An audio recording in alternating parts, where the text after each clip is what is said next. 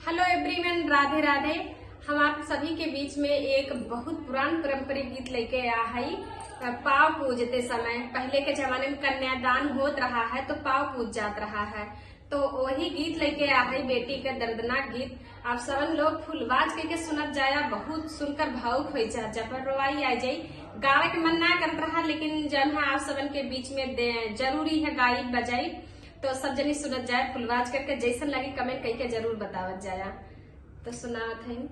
बाबा जे बेटी बोला ता जागे बैठा ता जागे बैठा